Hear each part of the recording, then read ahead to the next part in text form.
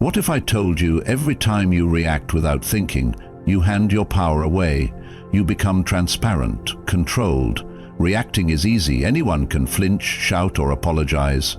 But pausing, choosing your response with ice-cold precision, that's mastery, that's strength. They don't provoke you to hear your truth. They provoke you to unsettle you, to push your buttons. They crave chaos because chaotic minds are weak. But when you stay silent, when you refuse to give them your emotion, they start losing the rhythm. You take back the frame. Responding is strategy, reacting is surrender. One turns you into a weapon, the other into a target. If you want real strength, train your mind to respond, not react. Not for peace, not for kindness, but for calculated dominance. That's the power they can't predict. Content below. Now, I choose power over impulse. Lock it in. Number 1, they want your reaction because that's all they can control. They can't reach your mind, so they go after your nerves. Understand this. Most people don't confront you for truth. They confront you for control. They want to shape your behavior, not with force, but by baiting your reaction. They insult you, mock you, lie about you, then sit back and wait, because the moment you respond emotionally, they win. You've shown them their power, that they can pull you out of your calm, that they can access your emotions, twist your focus, and disrupt your internal state. That's their only weapon, your reaction. They don't know how to dismantle strength directly, so they provoke it sideways. Like children poking a lion, hoping it flinches. But a real lion doesn't flinch. It waits, it watches, it lets them get close enough to expose themselves. This is the frame you must operate from, where silence becomes your sharpest blade. When you don't respond, they get nervous. When you don't explain yourself, they get paranoid. When you don't justify, they spiral. Because silence forces people to confront their own chaos. It turns the mirror back on them, and most people can't face their own reflection. So when they try to pull you into their storm, remain still. Don't argue. Don't correct. Don't play defense. Stay composed. Watch how quickly their performance crumbles without an audience. Let them talk. Let them drown in the echo of their own noise. You're not cold, you're calculated, and that makes you dangerous. Remember, the most powerful counterattack isn't a reaction, it's no reaction. It's the eerie quiet that makes them second-guess everything. Control isn't loud, it's invisible. It's the pressure they feel but can't place, the weight they sense but can't shake. And that weight is you, fully composed. If this sinks into your mindset, comment now. Calm is my counterattack. Let them chase noise. You build power in stillness. Number 2, reaction is how they map you. Every time you react, you give away data. You show them where you're weak, where you're sensitive, what triggers you, what matters to you. They read your face, your tone, your pacing. You think you're just expressing yourself, but they're calculating. They're learning you, and the more you react, the more predictable you become. And once you're predictable, you're not powerful. You're programmable, a puppet tugged by invisible strings, strings you tied with your own emotional responses. They don't need to outthink you, they just wait for you to self-expose. But when you stop reacting, they go blind. You become unreadable. You become dangerous. A mind that doesn't show its temperature is the one they fear most, because they don't know what's coming. That's where your power lives, in being unreadable, in being untouchable. And unreadable people are unplayable. So the next time someone tries to get a rise out of you, ask yourself this: am I responding or just being decoded? If you're done being predictable, comment now. They won't map me. Say less, show less, and let their assumptions betray them. Number 3, the strongest person in the room is the one who doesn't flinch. Power doesn't shout, it doesn't chase, it doesn't beg to be seen, it just is. Quiet, still, and undeniable. When chaos enters a room, most people react, their faces shift, their tone cracks, their body language leaks uncertainty, but the one who stays completely composed is the one everyone watches, because stillness is unnerving. It breaks the rhythm of drama. It silences attention seekers. It makes manipulators uncomfortable. And that's exactly why you must become that stillness, the one who doesn't flinch, not because you don't feel, but because you've trained yourself to not perform under pressure. You let others reveal themselves while you reveal nothing. You observe, you listen, you calculate. That's power. The world is a constant test.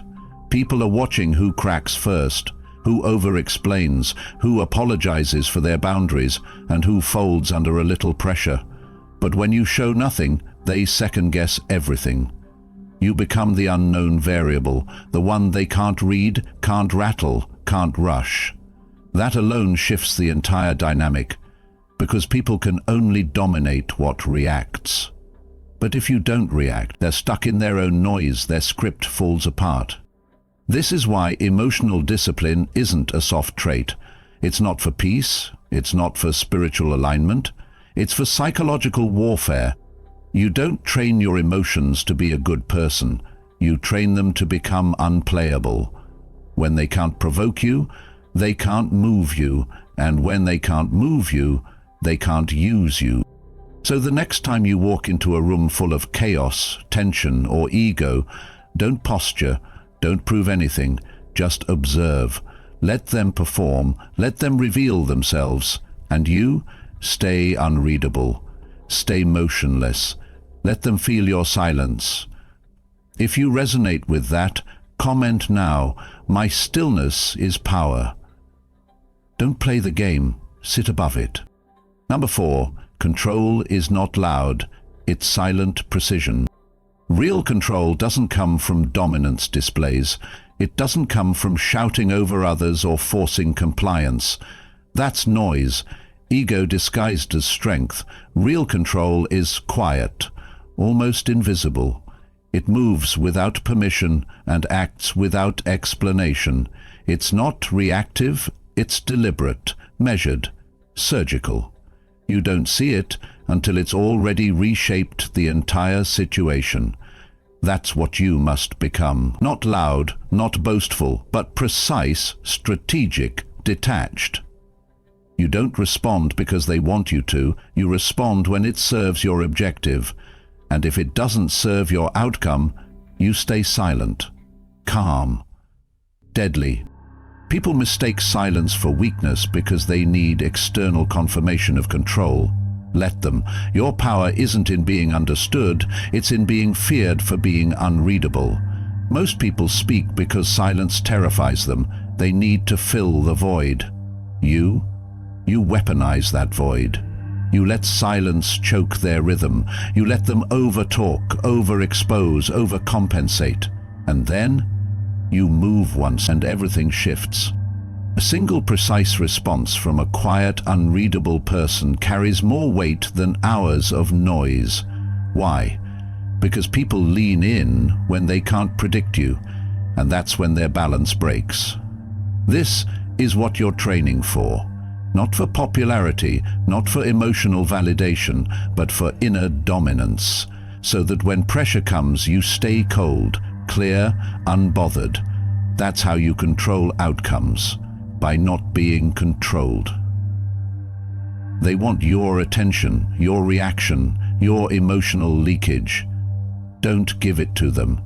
It costs you power. Reserve your energy for moves that matter, for outcomes you designed, not responses they baited. If you're building that kind of control, say it now in the comments. Silence is my strength. Let it echo louder than any reaction ever could. Number 5, emotional detachment is a weapon, not a weakness. Detachment isn't the absence of feeling, it's the mastery of it. It means you feel the same emotions as everyone else, anger, betrayal, fear, desire, but you don't let them make decisions for you. You sit with the storm without letting it move your hand. That's not numbness, that's power. You observe your triggers like a scientist, not a slave. You don't suppress your emotions, you contain them. You hold the leash, not the other way around. Most people are slaves to their emotional reflexes. Say the right thing and they lash out. Ignore them and they spiral. Praise them and they light up. Criticize them and they fold. This is the operating system of the masses. Externally controlled, internally unstable.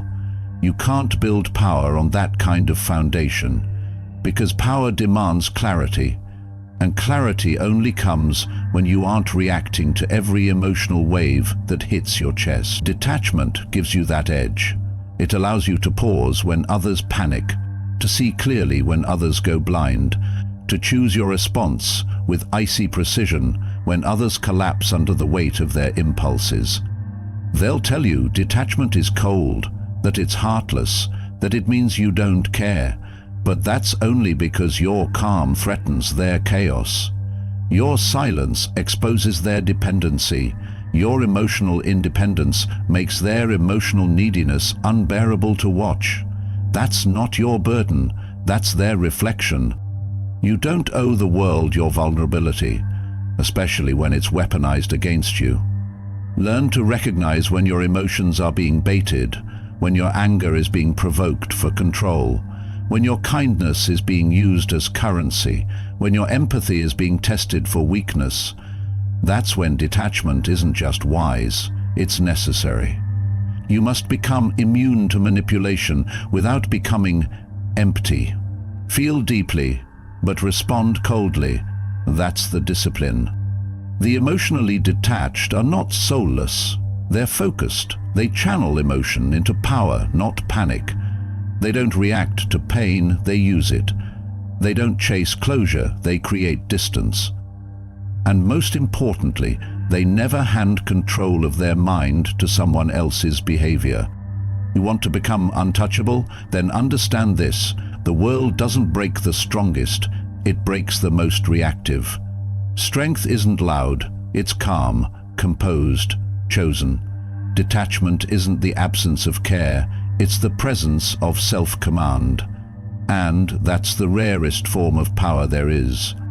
So, if you're done being yanked by emotions you didn't ask for, manipulated by energy you didn't deserve, and reacting to people who don't deserve your focus, comment this now: I control what controls me.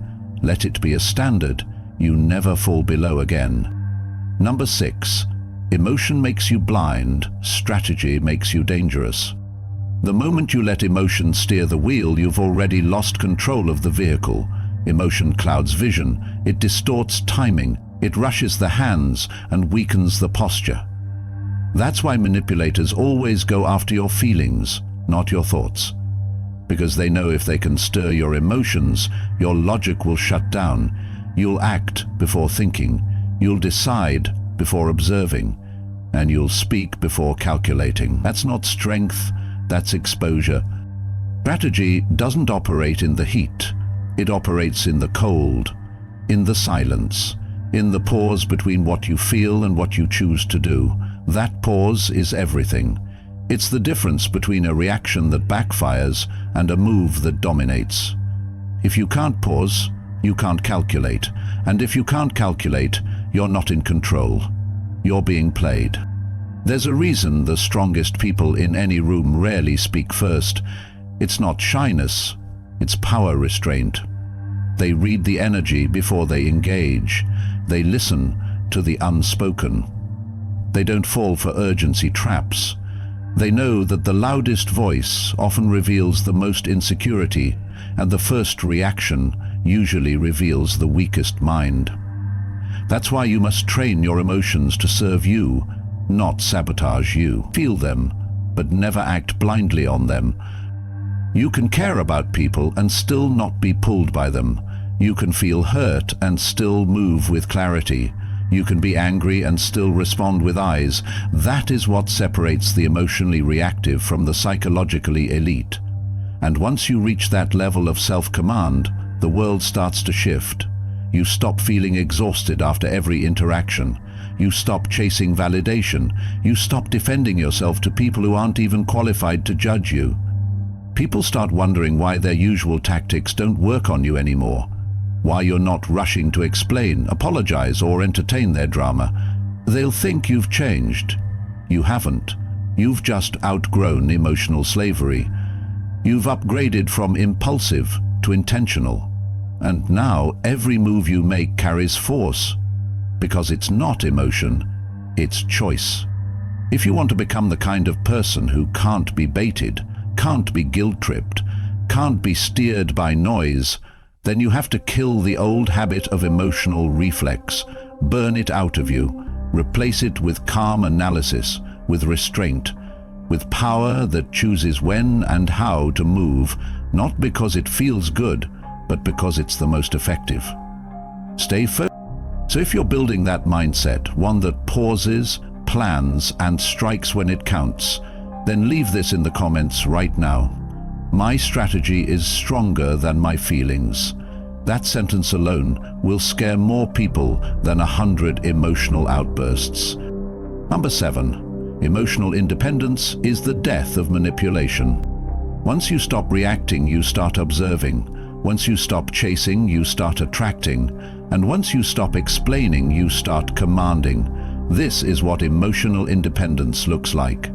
You don't just stop needing people, you stop needing their validation, their closure, their response. That's where your untouchable version is born. In the absence of emotional dependency, you become immune to control, and the people who used to manipulate your mind through guilt, praise, or silence, they feel it instantly, because nothing they say or withhold affects you anymore. You've unplugged. See, they weren't feeding on your kindness, they were feeding on your reactivity. That's what emotional manipulators need. An emotionally available target, someone they can stir, someone they can confuse just enough to make them explain, defend, beg, or break. When you detach from that loop, their tactics collapse. You take away the one thing they actually wanted: access to your mental space. That's why the most dangerous strength isn't physical or verbal, it's psychological distance. It's being close enough to see everything, but far enough to not be touched by any of it. That's the frame you must operate from. Not, I don't care, but I care strategically. Not, I'm cold, but I'm clear. Not, I'm numb, but I'm focused.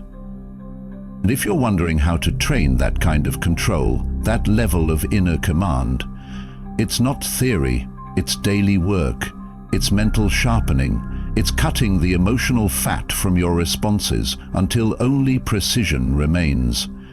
That's exactly why I'm crafting the 30-day mental control series. It's not motivational fluff, it's psychological armor. You don't rise by chance, you rise by system. Cold, clear, calculated. Each day will force you to eliminate the reflexes that once made you easy to read, easy to bait, easy to control. And by the end, you won't recognize the old version of yourself, the one that needed closure, attention, or emotional reaction to feel seen. Because that version, it's weak, and weakness isn't allowed in rooms built for power. So if this vision clicks with you, if you're done being the one who bleeds emotionally while others stay silent and win, drop this in the comments right now. Give me the 30-day system, nothing else, just that. If enough of you demand it, I'll unleash it. But only if you're ready to walk through fire and stay cold. Number 8, if they can't read you, they can't reach you. You want to know what unnerves people the most? It's not your anger, not your intensity, not even your intelligence. It's your silence when they expect noise. It's your calm when they try to provoke chaos. It's your unreadability, the blank screen they can't decode, the emotional mask they can't lift. That's what disturbs them, because in a world addicted to signals and emotional leakage, being unreadable is rare. Being unreadable is dangerous. Being unreadable is control. Understand this.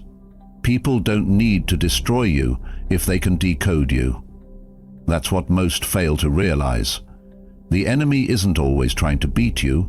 Sometimes they're just trying to study you, closely enough to predict your every move. They ask questions that sound innocent. They watch your face for micro-reactions. They test your tone, push your boundaries, fake vulnerability to lower your defenses. And every emotional signal you give them, every overreaction, every nervous smile, every shaky explanation becomes a data point they'll use against you later. But when you don't give them that, when your face stays calm, your energy stays stable, and your responses remain minimal, they start reaching, they start assuming, and assumptions are weak ground. That's where they stumble, that's where they lose their grip. Because now you're not just silent, you're unpredictable. You've stepped out of their control system. They can't bait you, can't shape you, can't use your emotional blueprint to walk around your mind anymore. You've sealed the map, you've locked the gates, and all they're left with is projection and fear. This is the power of emotional opacity. The moment you become unreadable, they start reacting to their own expectations, not your reality. They build stories in their head about what you must be thinking, and those stories will destroy them faster than any move you could make. Because psychological warfare is not about confrontation, it's about pressure. It's about presence. It's about making people unravel without touching them, without threatening them, without even speaking. Just your lack of response, your detachment, your refusal to feed their manipulation. That's the blade. But here's the part most people miss. Being unreadable isn't natural. It's trained. It's not a personality trait. It's not just how I am. It's a weapon forged through repetition, through observation, through ruthless control over what you let show. And that kind of control doesn't happen accidentally. It's built like a wall, stone by stone, day by day, emotion by emotion. That's why I keep telling you, this isn't a mindset shift, it's a system shift. You want to reach that level of power where no one can use your emotions against you? Then you need discipline, framework, repetition. You need the 30-day mental control series. Not because it sounds good, but because you're tired of being baited. You're tired of being pulled into emotional traps, manipulated by energy that drains you, controlled by people who don't even deserve a reaction. If you're really ready to rewire yourself, to stop leaking your power through every facial expression, every explanation, every impulse, then don't just listen to this. Do something. Decide. Because this version of you, the one they can read, the one they can provoke, he's already lost too much time. This next version, the unreadable one, the untouchable one, he doesn't react to noise, he calculates. He doesn't chase validation, he projects certainty. He doesn't play by their emotional script, he rewrites the rules silently. That's who you're becoming. But only if you commit to killing the old you, one day at a time. And yes, it will feel unnatural at first. You'll feel the urge to explain, the pull to react, the habit of emotional visibility. But that's the point. Breaking those urges is the training. Every time you choose stillness over impulse, you gain one brick. Every time you stay cold when they want you hot, you earn another. By the end of 30 days, you don't just look unrecognizable, you feel indestructible, because your power is no longer external. It lives inside, anchored, controlled, weaponized. And people will notice, not because you told them, but because their old tactics will stop working. Their energy won't land anymore. Their manipulation will miss. Their silence games will collapse. You'll stop bleeding for people who never even noticed. You'll stop playing defense in games you never signed up for, because now you've become the one with the frame, the one with the edge, the one they can't reach because they can't read. So ask yourself, do you want to keep being the character they expect, or become the variable they fear? Drop this in the comments right now if you're ready. I'm ready to rewire. 30 days. Let me see who's serious. Let me see who's done performing for people who can't even carry their own mind. Number 9. You don't need revenge. You need mastery. Revenge is emotional. Mastery is strategic. One feeds your ego, the other builds your throne. If you still want to prove a point, you're not free. If you still want to be seen, to be validated, to be heard by the ones who ignored you, doubted you, disrespected you, you're still a prisoner. Power begins the moment you stop needing an audience for your transformation. Understand this deeply. Those who wronged you, betrayed you, tried to break you, they were never the real threat. The threat was your reaction. The real danger was how easily they could enter your mind, alter your mood, and shape your energy. That's the war you were losing. And now you're done playing that game. The most powerful version of you won't scream, won't beg, won't try to make them understand. That version doesn't speak in words. It speaks in absence, in silence, in the way you no longer rise to their bait, in the way you move on without fanfare, in the way your progress becomes your retaliation, your detachment becomes your defiance. They don't expect that. They expect your pain, your outrage, your need to be right, because your emotional reaction is what gave them leverage in the first place. But when that's gone, when they can't read you, can't provoke you, can't trigger you, they lose access. And when they lose access, they lose control. That's what mastery is. Not a performance, not revenge, not a dramatic comeback. It's when your presence shifts, your energy sharpens, and your silence becomes punishment. Because silence leaves them with themselves, and for manipulators, narcissists, attention seekers, that's unbearable.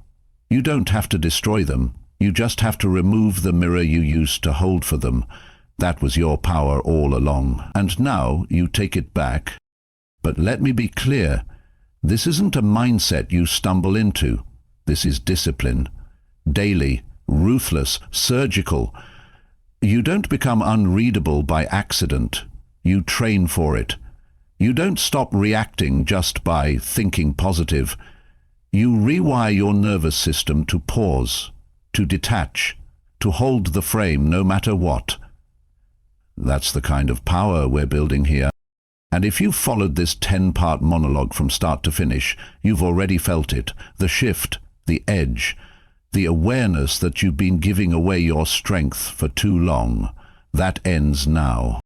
You've heard me mention it before, but now I'm telling you plainly, the 30-day mental control series isn't for entertainment. It's not for the masses. It's for those who are done being easy to read, done being pulled emotionally, done being reactive in a world that survives on your reactivity. It's a system. Day by day we strip the emotional leakage, the old habits, the weak reflexes. Each task, each challenge, each layer you face, it breaks a pattern. And by the end of it, you're not improved. You're redesigned, built for strategy, not sympathy, built for clarity, not chaos, built for silence that pierces harder than noise ever could. Most people don't want that. They want coping. They want comfort. They want healing that feels good, not healing that makes them dangerous. But you, if you've made it this far, you're not most people. You don't need a motivational quote, you need control.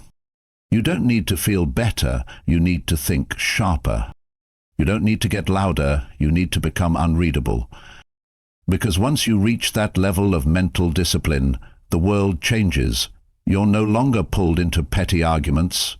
You're no longer giving your time to people who drain you. You're no longer addicted to explaining yourself. You move different. You speak less. You observe more. You become what they can't touch. even if they try.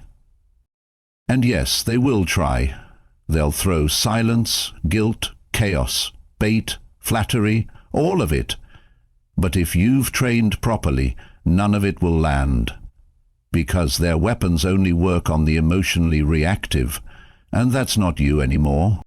That's what I want for you. And if you're ready for it, if you're done being predictable, done being decoded, done being triggered by people who aren't even qualified to judge your path, then lock in your commitment. Comment below right now, I don't react, I command. Let that be your signal, your switch. The moment you stop being accessible to manipulation and start becoming a system of your own. And if this message didn't just hit you, but changed you, then lock in more than just a comment. Like this video. Subscribe to Stoic Spark. Turn on the notification. Because what's coming next isn't for the ones who just want to feel strong. It's for those who are ready to become untouchable. This wasn't inspiration. This was initiation. You don't need revenge. You need mastery. And now you know where to build it.